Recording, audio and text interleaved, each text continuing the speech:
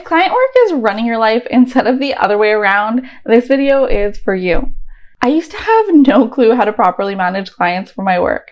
I came from a legal assistant and executive assistant background, the classic office environment, and honestly, they didn't use task management software, which is still mind-boggling to me, especially the law firm. Everything had so many moving parts and so much urgency, and oh my god, how did we even do it? So when I started offering VA services and I was just trying to keep track of emails, text messages, voice notes, and scribbled lists from meetings, spoiler alert, that doesn't scale well. Now, years later, I'm no longer a VA, but I still work with multiple clients and need a solid way to stay on top of everything. I manage everything so much more efficiently now, keep client work organized with way less brain power, and finally have a streamlined system that actually saves me time and mental energy. And Asana is a big reason why.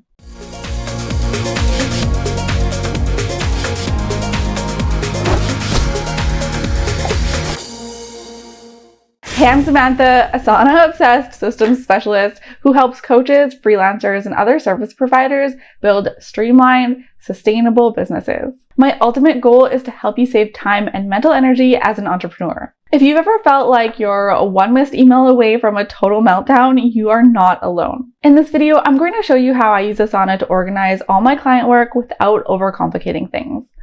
The goal is to help you stop losing track of tasks, to-dos, and timelines so you can breathe easier and work smarter. So a quick question before we dive in. What's the most chaotic part of managing clients for you? Let me know in the comments. I love hearing your behind-the-scenes stories. So let's start with how to organize your clients within your Asana projects. So you need a system that fits the type of client you're working with because not all client relationships are the same. So for ongoing retainer clients, like my back pocket support clients, I create a dedicated project in Asana for each one, period.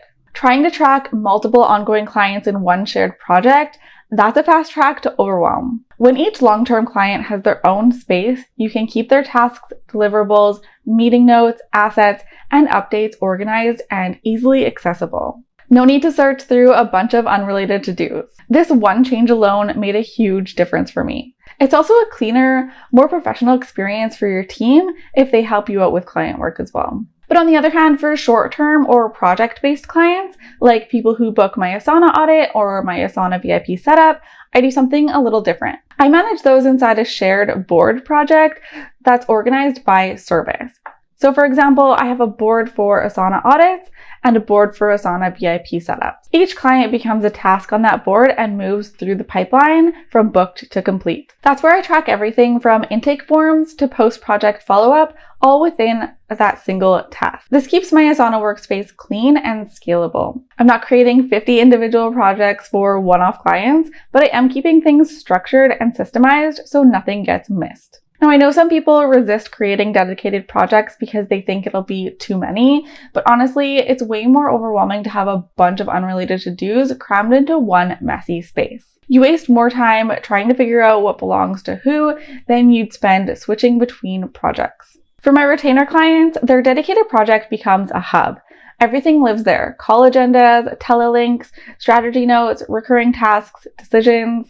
So if a client messages me later asking where the link is from our last meeting, I can grab it in seconds. And for my project-based clients, that board view gives me visibility across the whole pipeline, lets me track where each person is at, and keeps my workflow tight and repeatable. Now, this is a setup I've refined over years, and it's been so helpful for keeping my business organized without burning out. Now, just a quick side note before we get into the next strategy, I want to thank Wispr Flow for sponsoring this video. I'm a huge fan of their app. It is such a time saver. Have you ever tried replying to a client email while standing in your kitchen or capturing a to-do idea while walking your kid in the park? Same. That's why I'm obsessed with Wispr Flow. It's a voice-powered keyboard app for iOS that lets you speak naturally, and it turns your voice into clean, polished writing right inside apps like Asana, Gmail, Instagram, Slack, literally anywhere that you can use a keyboard. You don't have to say comma or period or learn fancy commands to add punctuation. Just talk like a human and it figures it out. It even works when you whisper, which is perfect if you're like me and often working quietly beside your kiddo. So I actually did a whole video walkthrough on it recently because I was so impressed by it. But for now, if you want to give your thumbs a break and reply to messages or draft content on the go, download Wispr Flow and give it a try at samanthakasbrick.com/flow. Okay, so back to the next strategy now. So once you have your client projects set up and organized, the next step is breaking things down inside the project. So you can do this by phase, like onboarding, active projects, maintenance, or by type of work, content, admin, strategy, or reporting. Personally, I love to use sections to reflect where the client is in their journey. This level of structure makes it easier to stay on top of your work without needing to constantly reread everything. You can also add tags in the free version or custom fields in the paid version to help filter things and categorize further. For example, you could use a needs approval tag to quickly see what's waiting on feedback. You can get as fancy or as minimal as you like here. Even just adding a tag for client-facing versus internal can help organize things in the back end. Now, every client might be a little different, but your process doesn't have to be. I use templates that include my typical process for onboarding, monthly recurrences, and offboarding. So whether it's a new client questionnaire, content creation workflow, or check-in reminders, having a template lets me hit the ground running without thinking from scratch every time. You don't need fancy automations to benefit from this. Just create a template project and duplicate it for each new client. This is one of the biggest energy savers in my business.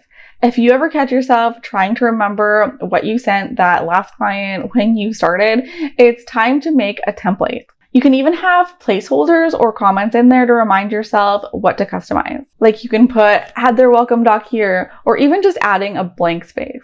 It makes onboarding feel way more consistent, not just for you, but for your clients too. And if you're using the free version of Asana, no worries. I know templates aren't technically available in the free plan, but there is a simple workaround for it. Just build one template project and duplicate it manually. That's what I did for years, and it worked beautifully.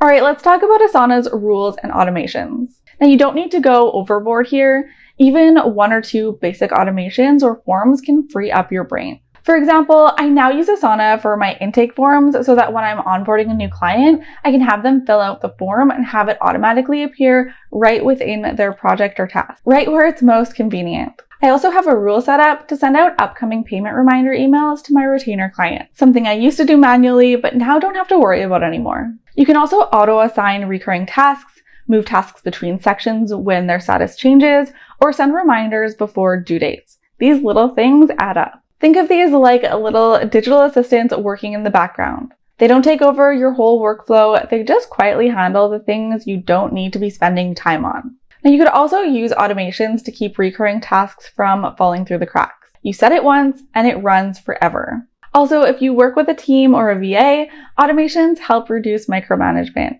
Tasks get assigned and moved automatically based on the status or due dates. So you're not constantly tagging people or chasing updates. Now, if you want to actually see my exact setup, like where I keep client info, how I track deliverables, and what the inside of a real project looks like, I recently recorded a behind the scenes peek that you'll love, and it's only $9. It's called the Asana Tour, and it walks you through everything we just talked about, but inside a real system with real templates. So you'll be able to set this up way faster from seeing what's inside mine.